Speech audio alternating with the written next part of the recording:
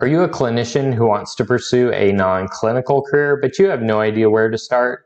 Well, today I'm going to go over the 6 important things that you need to consider before you make your non-clinical career job search. Hi, my name is Philip McGee. I'm a physical therapist who's board certified in geriatrics, and I work full-time in utilization review. And I believe there are 6 S's that you need to consider in order for you to choose the non-clinical career that's right for you. The first thing to consider is setting. And by setting, I mean, is this something that's going to be an in-person job, or is this going to be a remote job? For some people, they absolutely need the face-to-face interaction, and a remote job would not be ideal. While there's other people that really want to have a job where they can work from home. So one thing to consider with this is that if it's a remote job, those are jobs that will typically have more competition because you're going up against other people throughout the United States. While if it's an in-person job, typically you're only going to have the competition in the region that the job is offered. The second is sales. Now, some people would love to have a job where they're selling something, and other people want nothing to do with sales. So it is something you need to consider because a lot of non-clinical careers do involve selling something, and if you are selling something, you have a greater potential for a higher income. Third is school. And by school, it could be a certification or it could be an additional degree, but are you willing to put in the time and money to pursue something that is beyond just your license or your clinical degree that you have in order for you to get this non-clinical job? And there are some jobs where it's either so competitive that you'll have a greater advantage to have that certification or degree, or there's some jobs that your license just isn't enough, that you need to pursue another degree. So that is something that you want to be able to know, is this something that I'm willing to put in the money and time in order to have this job? Fourth is schedule. Are you wanting to have a set schedule that is 8 hours every day, the same hours every time?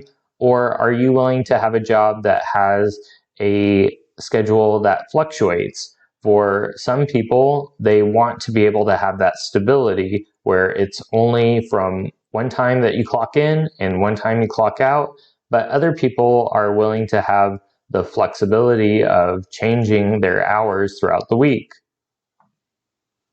Status. By status, I mean, are you wanting to have a job that's full-time, a job that's part-time, or a job that's PRN?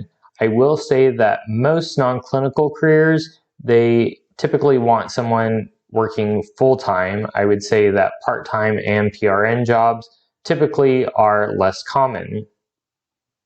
And last, we'll talk about salary. So salary is a very important thing to consider. I know that for a lot of non-clinical career jobs, you're typically going to take some pay cut because you aren't making a direct lateral transfer, but there are some jobs where it is an increase in salary or you're remaining at the same salary as a clinician. But you need to consider all aspects of your salary. For some jobs, they do offer bonuses or commissions, as I had mentioned about the sales jobs. In addition to the money that you're going to make, I would consider the benefits that the job has. I know for myself, I went from home health to utilization review, which was a pay cut, but when I took into consideration the benefits and all the other things that came with the job, I knew that the pay cut was not nearly as significant as what it looked like just comparing the yearly wage that I had in home health compared to the yearly wage I have in utilization review. So I hope that you found this really important. I think that these 6 S's give you guidelines as to what kind of job you want to search for. I would like to know if there are specific jobs that are non-clinical that you're interested in. Please put those in the comments and I will try to make a video on that specific non-clinical career. And if there are specific jobs for certain licenses that you would like for me to go over, I will do my best to try to make a few videos. I do have my website, Nonclinical Career Guide, that has information about resume reviews and interview preparation, as well as I have a non-clinical utilization review course that I've created.